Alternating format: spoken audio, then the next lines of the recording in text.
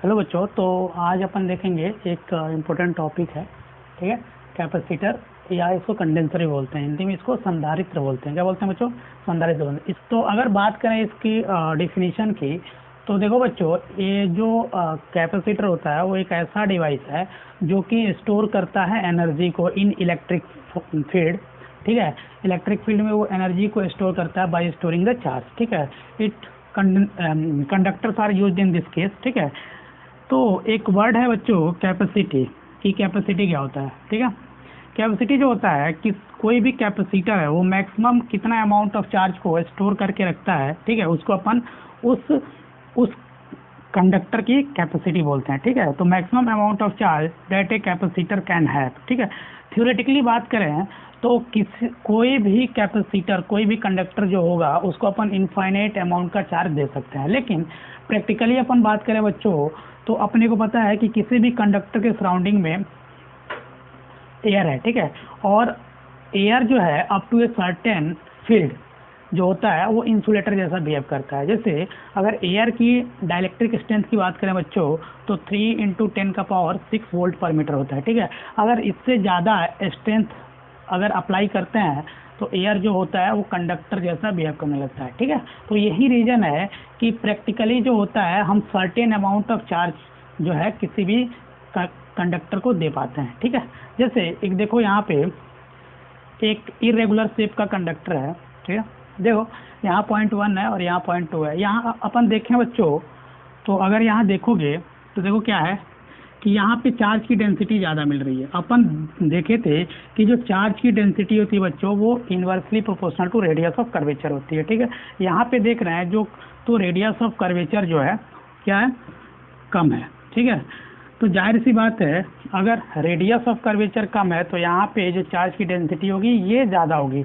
यही रीज़न है कि अगर इस कंडक्टर को अपन चार्ज करें बच्चों, तो इसके सराउंडिंग का जो एयर होगा उसकी पोलराइजेशन का चांस ज़्यादा है। ठीक है, क्योंकि यहाँ पे फील्ड की इंटेंसिटी ज़्यादा होगी क्योंकि चार्ज का अमाउंट ज़्यादा है। ठीक है, ठीक है बच्चों, देखो अगर बात करें अपन कंडक्टर के केस में डील कर चुके हैं कि ये 1 पॉइंट है, ये 2 पॉइंट है, यहाँ रेडियस ऑफ कर्वेचर कुछ और है। ठीक है, यहाँ रेडियस ऑफ कर्वेचर कुछ और है। तो अपने को पता है कि जो कंडक्टर हो वट एवर द शेप, उसका जो पोटेंशियल होता है जितना सरफेस पे होता है उतना ही इनसाइड होता है। ठीक है, इसीलिए बोलते हैं कि जो कंडक्टर होता है उसका जो सरफेस होता है वो इक्विपोटेंशियल होता है। क्या होता है बच्चों? इक्विपोटेंशियल होता है। ठीक है, इसीलिए ये इस कंडक्टर के हर एक सरफेस पे जितना पोटेंशियल होगा, जैसे मान लो कि यहाँ पे एक पॉइंट है 3, तो क्या होगा कि जो V3 का पोटेंशियल होगा बच्चों वो भी उतना ही होगा। ठीक है, तो जो कंडक्टर का सरफेस होता है वो इक्विपोटेंशियल होता है। ठीक है, देखो इलेक्ट्रिक फील्ड इंटेंसिटी की बात करें तो अपन देखे थे कि इलेक्ट्रिक फील्ड इंटेंसिटी जो होता है वो inversely proportional to radius of curvature होता है। मतलब यहाँ देखो, यहाँ पे क्या हो रहा है, यहाँ पे जो है रेडियस ऑफ कर्वेचर कम है, इसीलिए यहाँ पे जो फील्ड का स्ट्रेंथ बढ़ रही होगी, चार्ज की डेंसिटी ज़्यादा होने के चलते वो ज़्यादा बन रही होगी। ठीक है, तो देखो अपन कितना सर्टेन अमाउंट, मतलब किसी भी कंडक्टर को कितना मैक्सिमम चार्ज दे सकते हैं उसका कैलकुलेशन कर सकते हैं आसानी से, क्योंकि अपने को एयर का डाइलेक्ट्रिक स्ट्रेंथ पता है बच्चों। तो देखो अगर मैं किसी कंडक्टर के सरफेस पे बात करूँ बच्चों, तो जो इलेक्ट्रिक फील्ड इंटेंसिटी होती है मैक्सिमम, वो कितना होता है? वो होता है सिग्मा अपॉन एप्सिलॉन नॉट। तो अपन चार्ज की डेंसिटी निकालें, मैक्सिमम चार्ज डेंसिटी बच्चों, तो sigma max upon epsilon naught is equal to dielectric strength of air कितना होता है? 3 × 10⁻6। ठीक है, 3 × 10⁻6 ले लो। ठीक है, देखो अगर मैं सिग्मा मैक्स निकालूं, ठीक है, मैक्सिमम सरफेस चार्ज डेंसिटी निकालूं, तो 3 एप्सिलॉन नॉट इंटू 10⁻6 आ रहा होगा कूलम पर मीटर स्क्वायर। ठीक है बच्चों, तो देखो सिग्मा मैक्सिमम की जो वैल्यू आ रही होगी अपने को, अगर 3 इंटू, ठीक है, एप्सिलॉन नॉट की वैल्यू डालते हो, ठीक है, तो इसकी वैल्यू डालोगे, एप्सिलॉन नॉट की वैल्यू डालोगे, तो जो फाइनल सॉल्यूशन आ रहा होगा वो आ रहा होगा बच्चों 26.5 इंटू 10⁻6 कूलम मीटर स्क्वायर। ठीक है, इतना आ रहा होगा सरफेस चार्ज डेंसिटी। मतलब अपन बात करें तो किसी भी कंडक्टर पे जो मैक्सिमम सरफेस चार्ज डेंसिटी दे सकते हो वो इतना है, ठीक है। तो प्रैक्टिकली बात करें तो किसी भी कंडक्टर के को अपन एक सर्टेन अमाउंट ऑफ चार्ज दे सकते हैं, हाँ। लेकिन अगर अपन देखे थे कि थ्योरेटिकली अपन बोलते हैं कि उसको इनफाइनाइट अमाउंट ऑफ चार्ज दे सकते हैं, नहीं प्रैक्टिकली अपन कितना दे सकते हैं बच्चों, इतना अमाउंट ऑफ चार्ज डेंसिटी दे सकते हैं, ठीक है। देखो अगर अपन कैपेसिटेंस की बात करें तो यहाँ देखो कैपेसिटेंस होता क्या है, ठीक। कैपेसिटेंस क्या होता है, ठीक है। कैपेसिटेंस जो होता है किसी भी कंडक्टर की जो है, किसी भी कंडक्टर की कैपेसिटी होती है जितना अमाउंट ऑफ चार्ज को वो स्टोर करके रखता है, ठीक है। तो लिख दो capacity to store the charge, क्या होगा, लिख लो शॉर्ट फॉर्म में capacity to store the charge, ठीक है, ये होगा। नहीं तो अपन ऐसे बोल सकते हैं कि देखो कैपेसिटेंस अपन पढ़ेंगे C इज इक्वल टू होता है Q बाई डेल्टा V, ठीक है। तो अगर अपन डेल्टा V को 1 वोल्ट रखें, ठीक है, तो C को लिख सकते हैं Q के बराबर।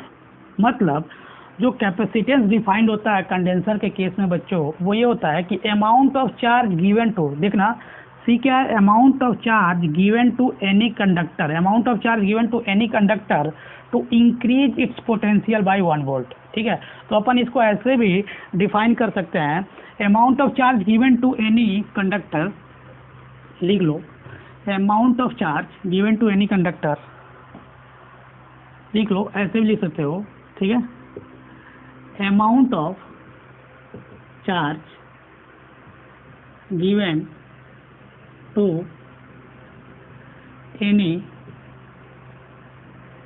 Conductor to raise its potential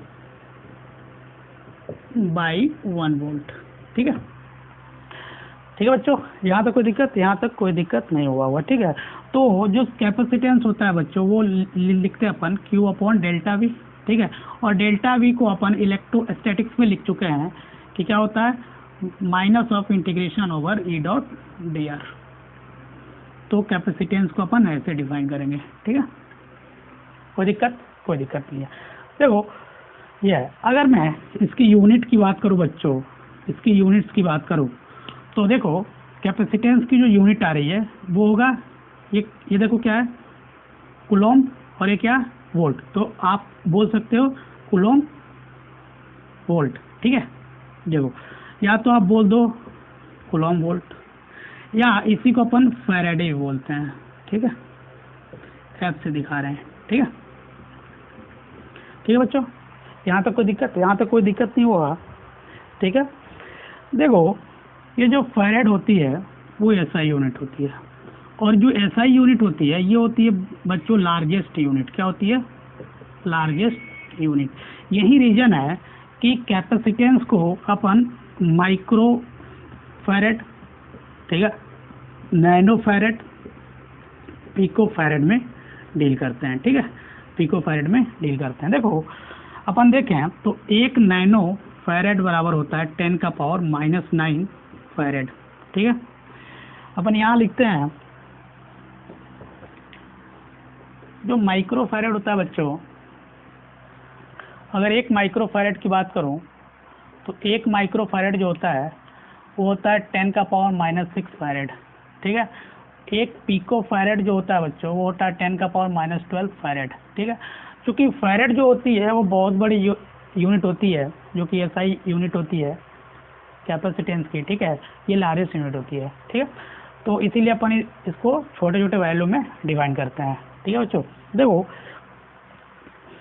अगर सीजीएस यूनिट की बात करें, ठीक है, अगर इसकी सीजीएस यूनिट की बात करें बच्चों तो इसकी जो सीजीएस यूनिट होती है वो स्टेट फैराड होती है। क्या होती है, स्टेट फैराड, ठीक है, स्टेट फैराड होती है, ठीक है। याद रखना जो सीजीएस यूनिट होती है वो होती है स्टेट फैराड। अगर अपन इसकी डायमेंशनल फार्मूला की बात करें, अगर इसकी डायमेंशनल फॉर्मूला की बात करें बच्चों तो देखो क्या आता है, अपने को पता है कि जो C होता है वो Q बाई डेल्टा वी होता है, और डेल्टा वी को अपन डिफाइन कर चुके हैं, ठीक है। Q divide by W upon Q लिख सकते हैं, तो ये Q square divide by W, ठीक है। तो देखो अगर मैं C का डायमेंशन की बात करूँ, कैपेसिटेंस की डायमेंशन की बात करूँ, तो मैं क्या करूँगा, इसकी डायमेंशन से डिवाइड कर दूंगा, तो ये हो जाएगा A स्क्वायर T स्क्वायर, ठीक है, divide by ML square T minus 2 आता है, ठीक है। इसको आप सॉल्व करते हो तो जो C का डायमेंशन मिलता है बच्चों, देखो ये आपको मिल रहा होगा M minus 1 L minus 2 A square T का पावर 4, ये आ रहा होगा कैपेसिटेंस का डायमेंशन फॉर्मूला। यहाँ तक कोई दिक्कत? यहाँ तक कोई दिक्कत नहीं होगा। अगर मैं कैपेसिटेंस की सिंबल की बात करूँ बच्चों, तो देखो कैपेसिटेंस का जो सिंबल आता है उसको अपन कैसे दिखाते हैं, देखो जो सिंबल होता है उसको ऐसे दिखाते हैं। ये जो सिंबल है वो रेयरली यूज होता है, ठीक है। ये जो सिंबल है बच्चों अपन इसको रेयरली यूज करते हैं, ठीक है, इसको रेयरली यूज करते हैं, ठीक है बच्चों। यहाँ तक कोई दिक्कत? यहाँ तक तो कोई दिक्कत नहीं होगा, ये तो बेसिक डिफिनीशन था। एक और बात जानने वाली बच्चों ये है कि नोट में याद रखना कि जो कैपेसिटेंस की वैल्यू होती है, कैपेसिटेंस की जो वैल्यू होती है वो डिपेंड्स करती है किस पे। जो पहला होता है बच्चों वो होता है शेप, वो शेप पे डिपेंड करती है, ठीक है। साइज मतलब डायमेंशन पे, ठीक है। और तीसरा जो होता है बच्चों वो होता है मीडियम, मतलब मीडियम पे भी कैपेसिटेंस की वैल्यू डिपेंड करती है, ठीक है। याद रखना अपन बाद में देखेंगे कि जो कैपेसिटेंस की वैल्यू होती है बच्चों वो थिकनेस ऑफ कंडक्टर पे डिपेंड नहीं करती है, ठीक है, थिकनेस ऑफ कंडक्टर पे डिपेंड नहीं करती है, और उसके मटेरियल से इंडिपेंडेंट होती है। तो कंडक्टर किस मटेरियल से बना हुआ है और उसकी थिकनेस क्या है उस पर जो है कैपेसिटेंस की वैल्यू डिपेंड नहीं करती है। ये बात अगर लिखना चाहो तो यही लिख लेना अपनी भाषा में, लेकिन इसको अपन बाद में डील करेंगे क्यों नहीं करती है, ठीक है बच्चों। देखो यहाँ तक अभी तक थ्योरेटिकल बातें चल रही थी, तो अपन ने देखा कि अगर किसी भी कंडक्टर का कैपेसिटेंस वैल्यू निकालना है, कैपेसिटी निकालनी है, तो अपने को क्या करना है कि सर्टेन अमाउंट ऑफ चार्ज देना है और पोटेंशियल डिफरेंस से डिवाइड कर देना है, ठीक है। देखो तो अपन डील करने जा रहे हैं, ठीक है, कैपेसिटेंस ऑफ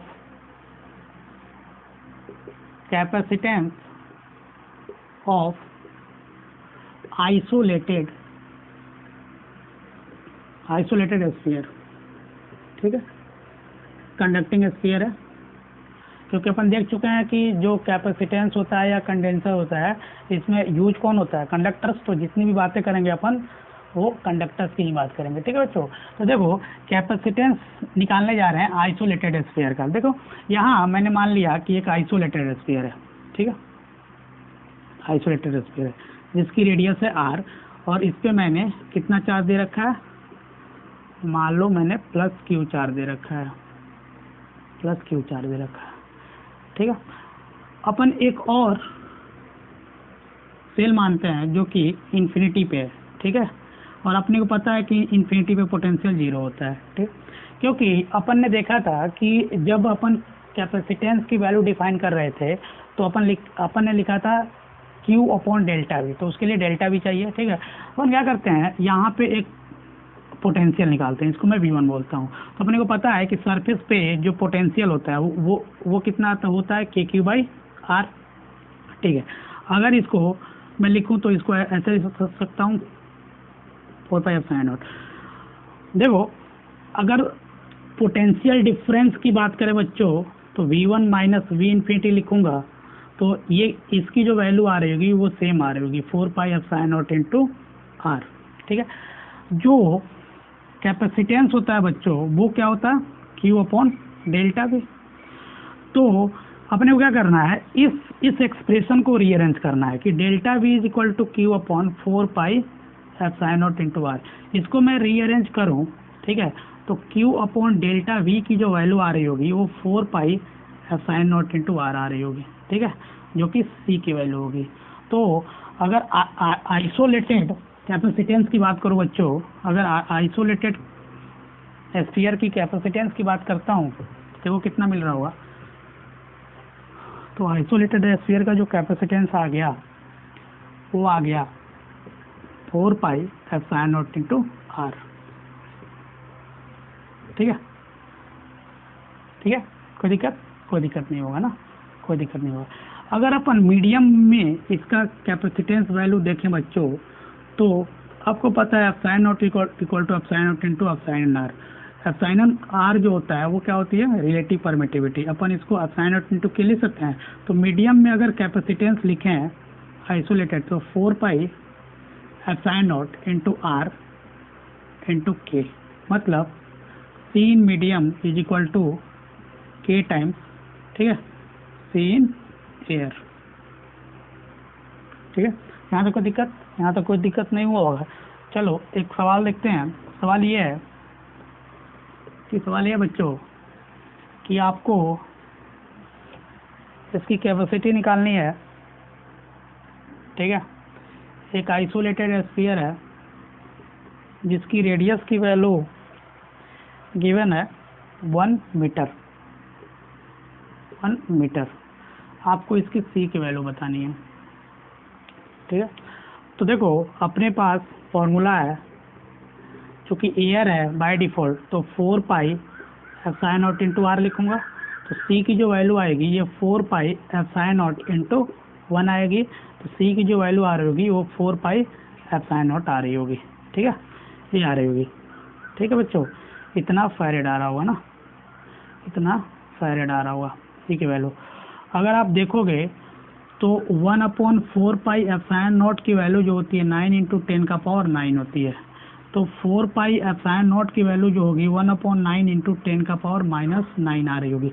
इसको यहाँ डालोगे तो C की वैल्यू जो आ रही होगी वो आ रही होगी 1.1 इंटू 10 का पावर -10, ठीक है, फैरेड। कैलकुलेट करके देख लेना, ठीक है। यहाँ तो कोई दिक्कत नहीं है। जो अगला सवाल है बच्चों ये है कि अपने को अर्थ की कैपेसिटी निकालनी है। अपने को पता है कि अर्थ क्या है, स्फेरिकल कंडक्टर है। तो अगर अर्थ को आइसोलेटेड स्फीयर माने, ये अपना अर्थ है, ठीक है, ये अर्थ है ना, ये अर्थ है, ठीक। आपको पता है कि अर्थ का रेडियस कितना होता है। जो अर्थ का रेडियस होता है वो होता है 6400 किलोमीटर। इसको मीटर में लिखे अपन तो 64 इंटू 10 का पावर 5 मीटर लिखेंगे, ठीक है। तो अगर अर्थ की कैपेसिटेंस वैल्यू देखें बच्चों, ठीक है, तो C is equal to 4 pi epsilon naught into R लिखूंगा। अर्थ देख रहा हूँ तो आर ऑफ अर्थ, ठीक है। तो देखो अर्थ का जो कैपेसिटेंस आएगा इसको लिख दूँ 1/9 इंटू 10 का पावर -9 इंटू आर की वैल्यू लिख देता हूँ 64 इंटू 10 का पावर 5, ठीक है, इतना फैरेड, ठीक है। तो कैपेसिटेंस ऑफ अर्थ देखो, इसको कैलकुलेट करोगे तो देखो आपको कितना मिल रहा होगा। ये मिल रहा होगा 711 माइक्रोफैरेड। एक बार इसको चेक कर लेना।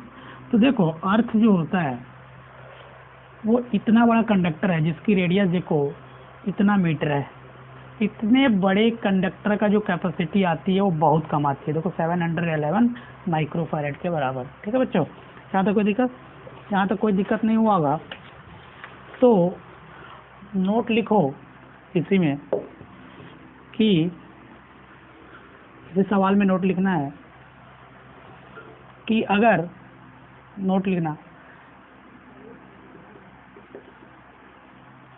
मैं अर्थ का ही केस डील कर रहा हूँ, अर्थ का अपन थ्योरेटिकली वैल्यू देखे थे कैपेसिटेंस के।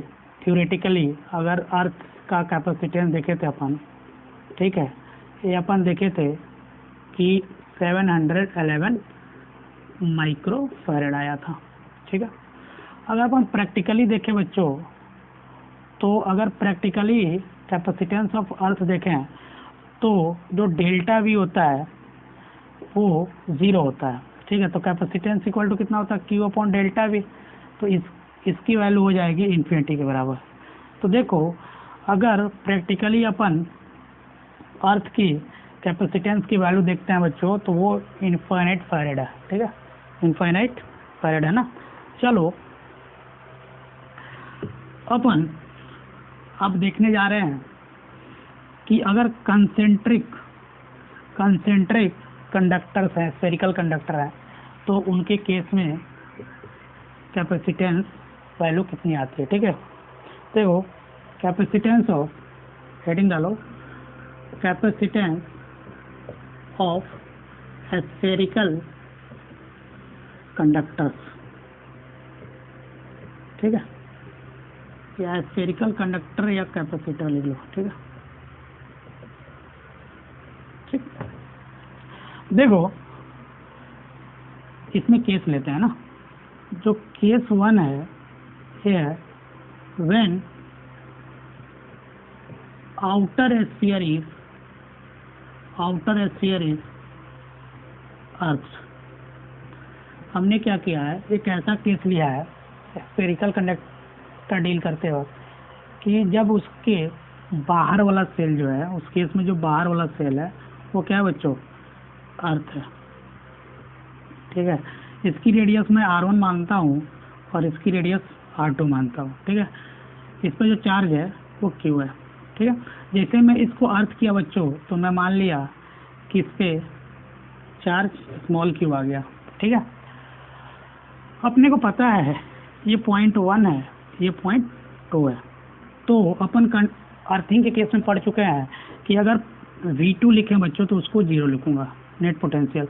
तो जो V2 पे पोटेंशियल होगा वो आएगा KQ बाई, ठीक है, R2, ठीक है, plus KQ upon R2 is equal to 0।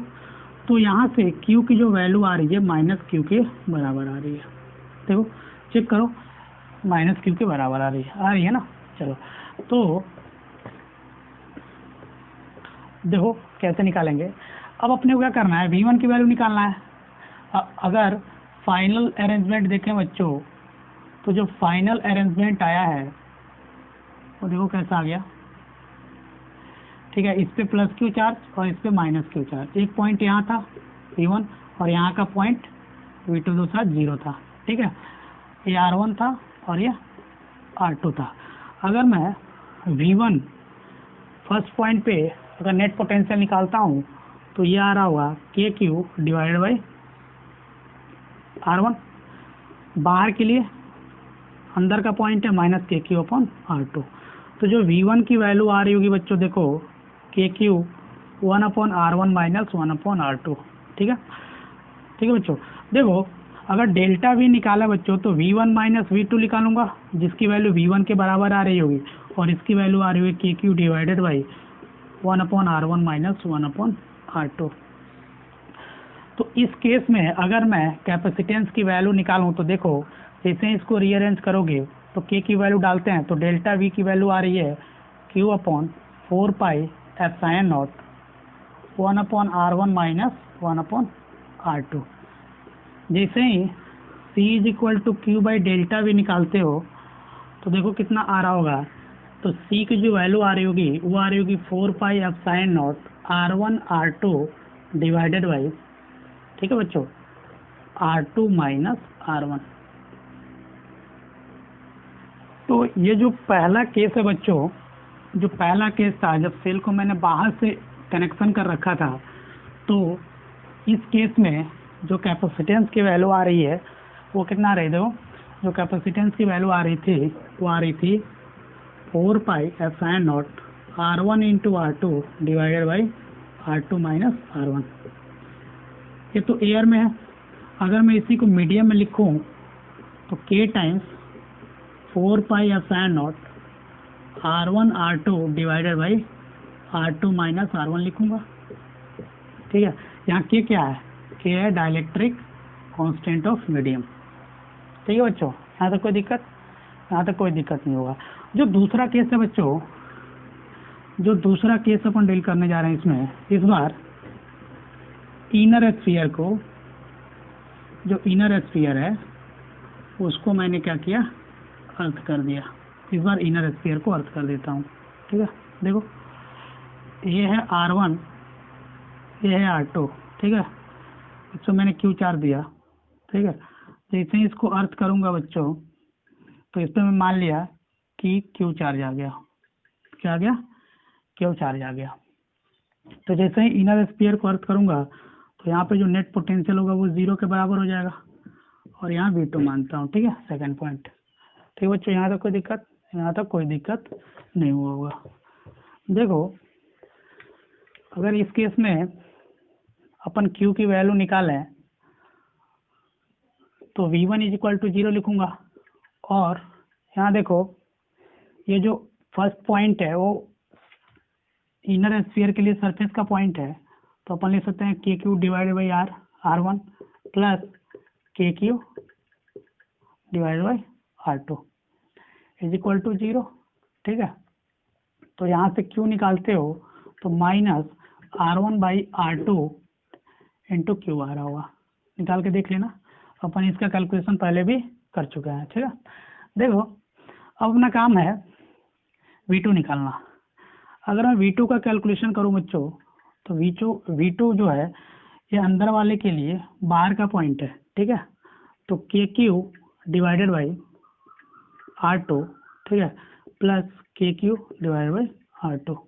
ठीक है, देखो इसकी वैल्यू, Q की वैल्यू यहाँ डालो। ठीक है, तो माइनस KQ, ठीक है, divided by R2 square plus KQ divided by R2। ठीक है, इसको थोड़ा सा रीअरेंज करते हैं। इसको थोड़ा सा रीअरेंज करेंगे तो देखो कितना आ रहा होगा, KQ, ठीक है, 1/R2 माइनस 1/R2 का होल स्क्वायर।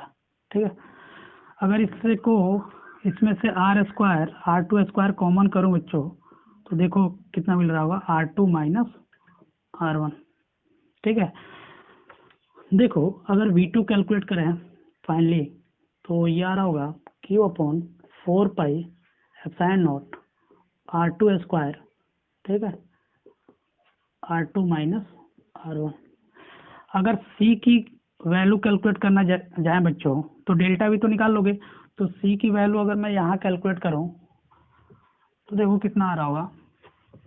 अगर C की वैल्यू कैलकुलेट करते हो, ठीक है, देखो delta V is equal to आ रहा होगा Q/4πε0 R2 square R2 minus R1। C is equal to Q by delta V। इसको जैसे ही रीअरेंज करोगे तो यार होगा 4πε0 into R2 square divided by R2 minus R1। देखो तो इस केस में जो कैपेसिटेंस की वैल्यू आ रही है वो इतनी आ रही है। ठीक है, यहाँ तक कोई दिक्कत? यहाँ तक कोई दिक्कत नहीं होगा ना। सवाल ये है कि देखो सवाल ऐसा है कि एक कंडक्टर और दूसरा कंडक्टर, इसकी रेडियस R1 और इसकी रेडियस R2। ठीक है, ऐसा है। इस बार R1 और R2 की वैल्यू गिवन है। R1 is equal to 1 metre है और R2 की जो वैल्यू है 1.001 मीटर है। ठीक है, ऐसा। ठीक है, इस केस में आपको इसकी कैपेसिटेंस की वैल्यू बतानी है। ठीक है, इस केस में है क्या कि इस बार जो आउटर रेडियस है बच्चों, जो आउटर रेडियस वाला स्फीयर है वो कनेक्टेड, ग्राउंडेड है ना, ये ग्राउंड से कनेक्टेड है। ठीक है, तो अगर ऐसा केस था बच्चों तो कैपेसिटेंस की जो वैल्यू आई थी याद करो, वो था 4πε0, ठीक है, R1 R2 divide by R2 minus R1। ठीक है, अगर इसकी अपन वैल्यू डालें 1/4πε0 की तो ये इतना आता है। R1 और R2 की वैल्यू डाल दो, ठीक है, divided by R2 minus R1 करोगे तो देखो कितना आ रहा होगा, 1 माइनस 1.001 मीटर ना जा रहा होगा। तो इतना फैराड आ रहा होगा। इसको आप कैलकुलेट करोगे तो आपको जो वैल्यू मिल रही होगी बच्चों, वो मिल रही होगी 1.1 इंटू 10 का पावर -7 फैरेड। इसको कैलकुलेट कर लेना, सिंपल सा गणित है, ठीक है। गणित के बिहाफ पे आप इसको कैलकुलेट कर लोगे, ठीक है। देखो अगला सवाल जो है वो ये है कि इस बार कुछ ऐसा अरेंजमेंट है, ठीक है। ये R1 है और ये R2 है, ठीक है बच्चों। इनके बीच का जो गैपिंग है वो अपने को गिवन है, मतलब R2 माइनस R1 की वैल्यू अपने को गिवन है। और इस केस में इस बार जो ग्राउंड है वो अंदर वाला सेल है। R2 माइनस R1 गिवन है और कैपेसिटेंस की वैल्यू गिवन है, ठीक है। जो R2 माइनस R1 है वो है 1 mm, ठीक है, इतना गिवन है। और इस अरेंजमेंट का जो कैपेसिटेंस की वैल्यू है वो है बच्चों 0.3 माइक्रोफैरेड, ठीक है। इस केस में आपको R2 की वैल्यू कितनी होगी इसको निकालना है, ठीक है। फॉर्मूला तो पता है कि अगर अंदर वाला स्फीयर कनेक्टेड है ग्राउंड से, तो इस केस में जो कैपेसिटेंस की वैल्यू डिफाइन हुई थी बच्चों, उसका फॉर्मूला ये था, ठीक है। ये फॉर्मूला लगाओ और जैसे ही आप इसको कैलकुलेट करोगे तो R2 की जो वैल्यू आ रही होगी बच्चों, मैं सॉल्यूशन दे दे रहा हूँ, ठीक है, या मैं सॉल्व कर दे रहा हूँ। 1/9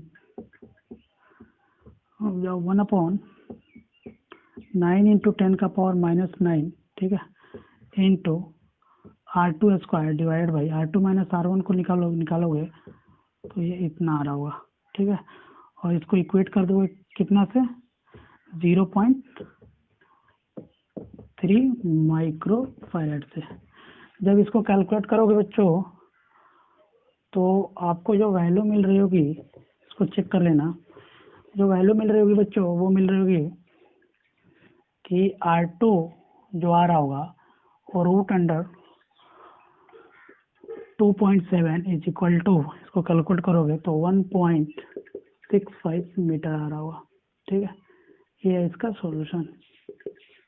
यहाँ तो कोई दिक्कत, यहाँ तो कोई दिक्कत नहीं है। देखो जो अपन अगला कॉन्सेप्ट पढ़ने जा रहे हैं वो है कि work done by the external agent to charge a conductor, ठीक है। Work done by external agent to charge a conductor, work done by external agent to charge conductor.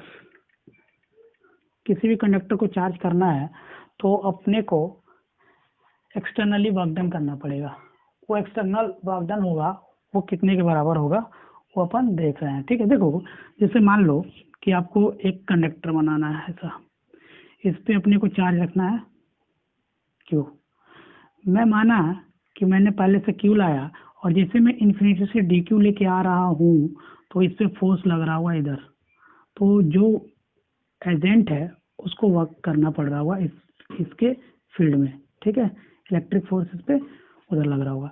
तो जो work done by the external agent होता है बच्चों, वो अपन देख चुके हैं कि जो वर्क डन बाय एजेंट होता है, जो वर्क डन बाय एजेंट होता है वो आता है चेंज इन पोटेंशियल एनर्जी के बराबर, is equal to negative of work done by field.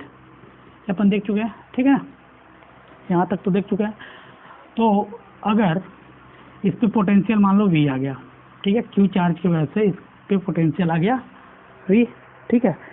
तो देखो अपन छोटा सा वर्क डन को कैसे लिख सकते हैं।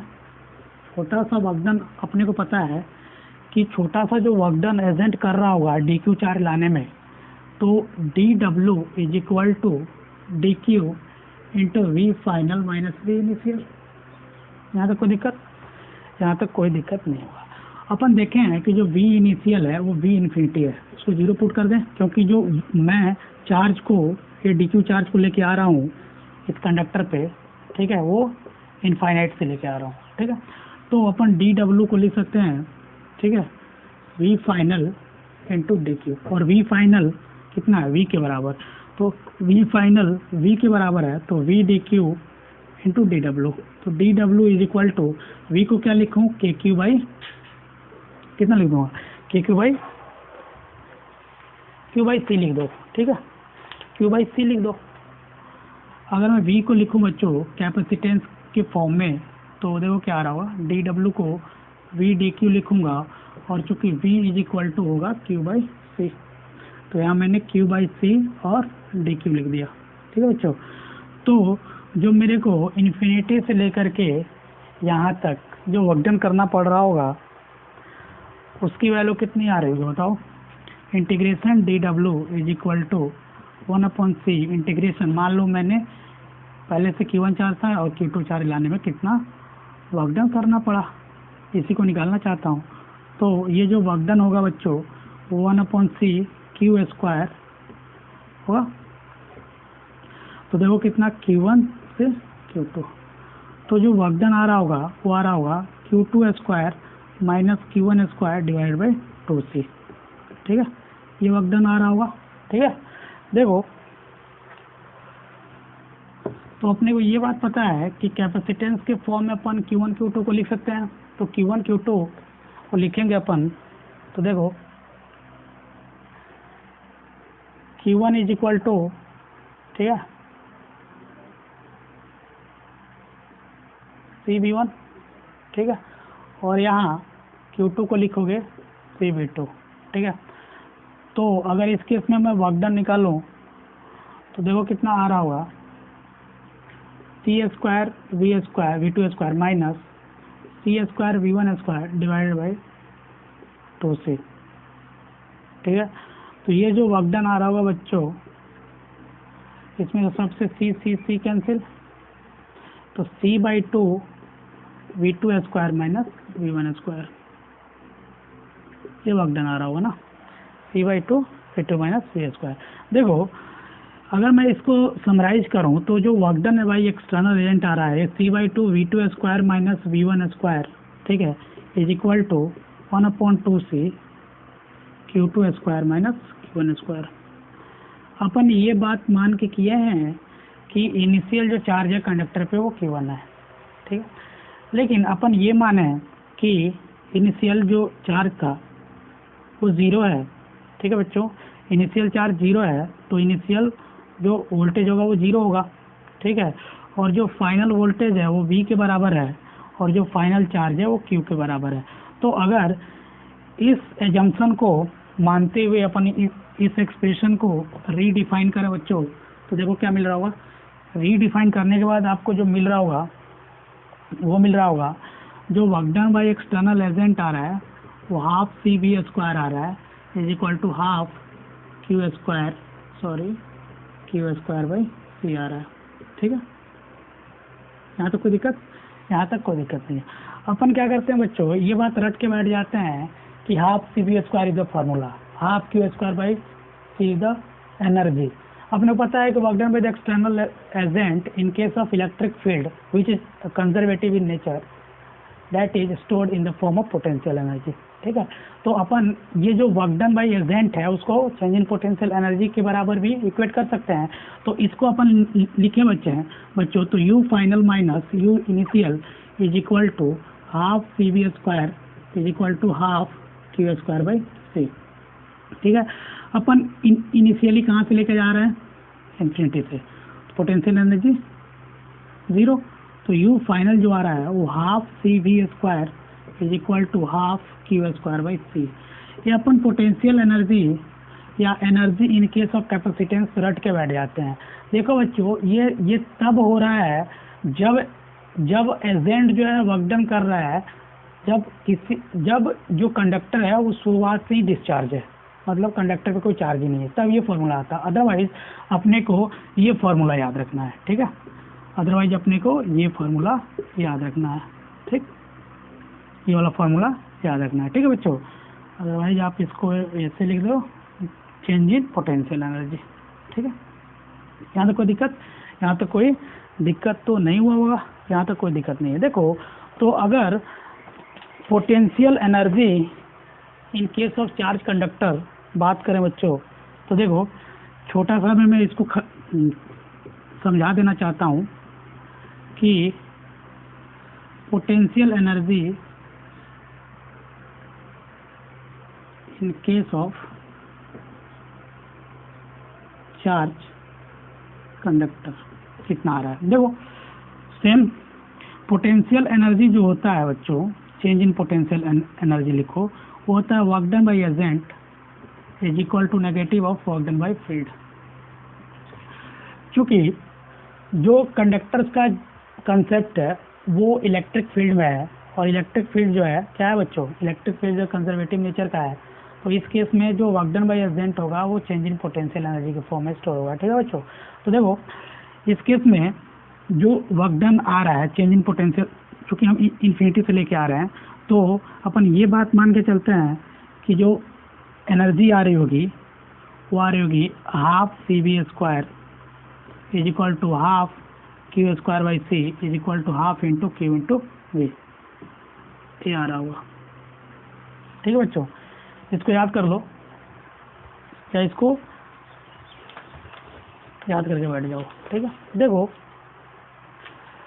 अपने को कुछ सवाल है उसको सॉल्व करना है।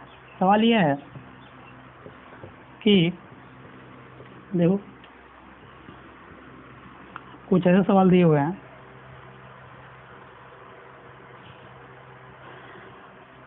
सवाल यह है कि एक स्फेरिकल कंडक्टर है जिस पे चार्ज 10 माइक्रोकूलम गिवन है। ठीक है, इसकी रेडियस है 20 सेंटीमीटर। ठीक है, जो रेडियस की वैल्यू है वो है 20 सेंटीमीटर। आपको बताना है, ये बताना है आपको कि इसकी कैपेसिटेंस की वैल्यू कितनी आएगी, जो दूसरा बताना है पोटेंशियल कितना होगा, और तीसरा बताना है पोटेंशियल एनर्जी कितना होगा। ठीक है, आपके पास सब फॉर्मूले हैं, आप इसको सॉल्व कर लोगे। अगर पहला सॉल्यूशन बनाओ C is equal to 4 pi epsilon naught into R, R की वैल्यू इसमें डाल देना जो डाटा गिवन है, V is equal to K Q by R. ठीक है, और U की value Q square upon 2C। ठीक है, अगर ये फॉर्मूले में वैल्यू डालोगे तो जो पहला का आंसर आ रहा होगा वो आ रहा होगा बच्चों 2/9 इंटू 10 का पावर -10 फैरेड। जो दूसरे का आंसर आ रहा होगा बच्चों वो आ रहा होगा 4.5 इंटू 10 का पावर 5 वोल्ट। जो तीसरे का आंसर आ रहा होगा वो होगा 9/4 joule is equal to 2.25 joule, इतना आ रहा होगा। ठीक है, बस वैल्यूज डाल देना है और इसको कैलकुलेट कर लेना है। ठीक है,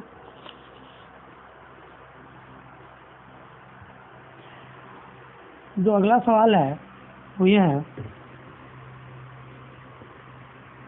देखना जो अगला सवाल ये ऐसा है,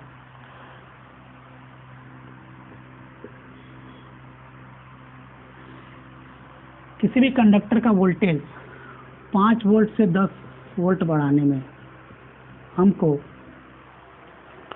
जो वर्क डन करना पड़ रहा है वो W करना पड़ रहा है। पहला केस, सवाल ये है किसी भी कंडक्टर के पोटेंशियल को 5 वोल्ट से 10 वोल्ट बढ़ाने में कितना करना पड़ रहा है, वर्क डन W करना पड़ रहा है। तो बताओ work done to increase its potential from 10 volt to 15 volt, ये बताना है आपको। सवाल ये है कि किसी भी कंडक्टर का पोटेंशियल 5 से 10 वोल्ट बढ़ाने में W वर्क करना पड़ रहा है, तो 10 से 15 वोल्ट बढ़ाने में कितना वर्क डन करना पड़ रहा होगा।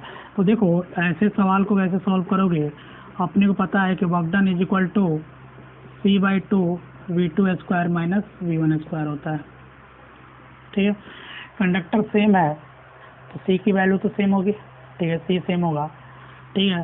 तो देखो, तो अगर मैं फर्स्ट वाले केस में वर्क डन निकालूँ तो फर्स्ट वाले केस में वर्क डन को W लिखता हूँ, तो C/2 देखो यहाँ लिखूँगा 10 का स्क्वायर माइनस 5 का स्क्वायर। अगर मैं सेकेंड केस में वर्क डन को W2 बोलूँ, जिसको अपने को कैलकुलेट करना है, तो इसको इक्वेशन 1 देता हूँ, तो लिखूँगा C/2 15 स्क्वायर माइनस 10 का स्क्वायर।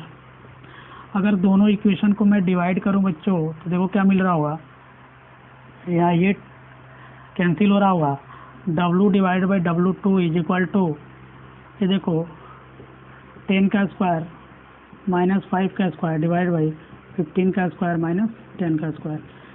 इसको अगर आप कैलकुलेट करोगे बच्चों, तो देखो ये आ रहा होगा 75 डिवाइड बाई 125। इसको कट करोगे 25 यहाँ 75, 25 25 125, ठीक है।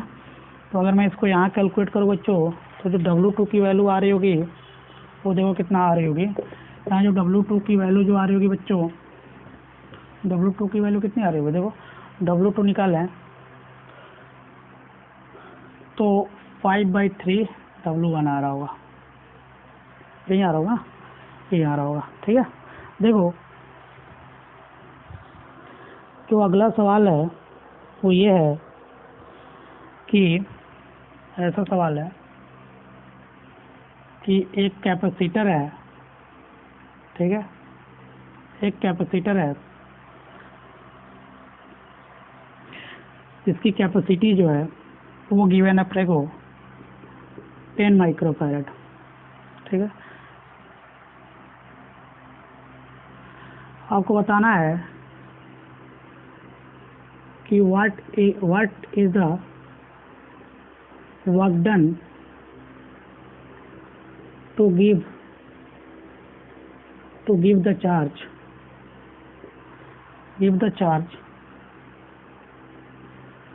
5 microcoulomb to the conductor। ये सवाल है, ठीक है। इसको अगर आप सॉल्व करते हो तो देखो क्या मिल रहा होगा, इसको आप सॉल्व करोगे तो आपको पता है कि जो वर्क डन होगा वह होगा Q²/2 से। सब कुछ गिवन अपने को 5 × 10 का पावर -6 का स्क्वायर करो डिवाइड बाई 2 इंटू C की वैल्यू गिवन है 10 × 10 का पावर -6। इसको जैसे ही कैलकुलेट करोगे बच्चों, तो जो वर्क डन आ रहा होगा वो आ रहा होगा 5/4 इंटू 10 का पावर -6 जूल, 10 का पावर -6 जूल, ये आ रहा होगा।